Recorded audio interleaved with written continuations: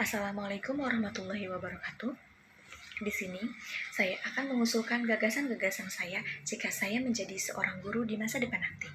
Yang pertama, saya ingin membiasakan anak untuk membaca. Mengapa itu penting? Kita ketahui bahwa minat baca yang ada di Indonesia sangatlah rendah. Maka dari itu, dengan hal-hal kebiasaan kecil, kita bisa membiasakan anak untuk membaca.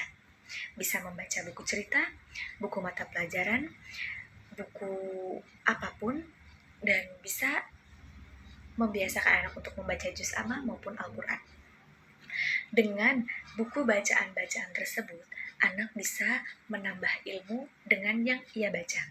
Maka dari itu, saya menginginkan agar anak untuk membiasakan dirinya membaca. Bukan hanya di waktu pelajaran saja ia membaca, melainkan di waktu luang dia bisa membaca, dan di waktu sebelum mata pelajaran dimulai. Maka dari itu, jika saya menjadi guru, saya menginginkan murid-murid saya untuk membaca terlebih dahulu sebelum pelajaran dimulai. Jadi ada waktu luang tersendiri untuk anak-anak membiasakan membaca. Nah, untuk yang kedua, yaitu mental dan karakter anak. Mengapa mental dan karakter anak sangat penting untuk pendidik seperti kita? Banyak kita ketahui bahwa kita tidak mengetahui secara spesifik mental anak masing-masing. Terkadang yang pernah dilakukan oleh seorang guru, dia hanya bisa menilai dalam satu pandang saja, bahwa anak itu nakal, bahwa anak itu malas, bahwa anak itu sering telat, bahwa anak itu bermacam-macam alasan. Bahkan bermacam-macam guru bisa menjudge walaupun secara tidak langsung. Itu bisa mempengaruhi mental anak. Mengapa seperti itu? Saya pernah mengalaminya. Bisa berpengaruh bukan hanya kepada mental, tapi melainkan kita bisa mengingatnya dari yang tadinya kita masih kecil, bahkan kita masih mengingatnya di umur yang sekarang. Dulu, di waktu kelas 1 SD, saya diajar oleh seorang guru, dan guru tersebut adalah seorang non-muslim.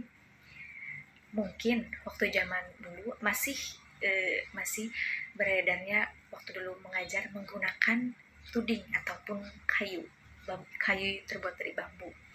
Jika anak keluar atau anak beraktivitas ataupun anak sering melakukan hal-hal seperti sering berjalan-jalan ataupun keluar masuk kelas, bukannya guru itu harusnya menegur dengan cara baik-baik, tapi melainkan guru tersebut malah menudingnya atau memukulnya dengan tuding. Maka dari itu, dari sikap seperti itu kita bisa mencontoh bahwa itu tindakan yang tidak benar. Itu bisa mempengaruhi mental anak. Bahkan sampai sekarang, saya pun masih mengingat betul guru itu, apa yang ia lakukan, dan di waktu kelas 1 SD.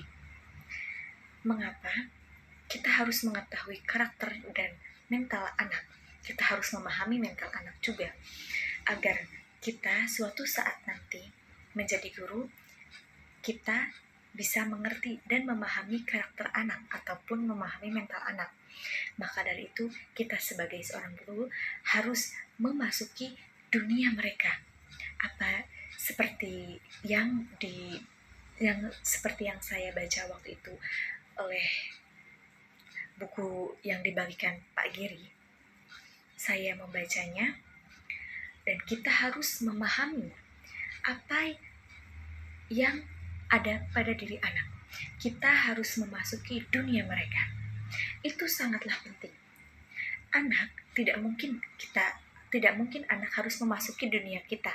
Maka dari itu kita sebagai seorang pendidik nanti, kita harus memasuki dunia mereka, kita harus memahami mereka, kita harus sering berkomunikasi dengan mereka, bukan hanya sebagai seorang guru saja mengajar lalu pulang, tapi kita harus juga berteman dengan mereka, Kita harus bertanya kepada mereka dengan aktivitas mereka sebagai seorang teman saja. Jadi kita bisa memahami karakter anak. Kita seorang guru harusnya berperilaku baik kepada anak-anak. Seperti apa yang saya tadi ceritakan, kita harus berperilaku baik kepada anak-anak sehingga anak tidak mempunyai mental yang buruk jika dia besar nanti. Maka dari itu, saya ingin menjadi seorang guru yang lebih baik lagi nanti ke depannya dan lebih memahami karakter anak dan membiasakan hal-hal kecil agar anak bisa mengerti dengan baik dan kita sebagai seorang guru yang baik. Cukup sekian dari saya. Wassalamualaikum warahmatullahi wabarakatuh.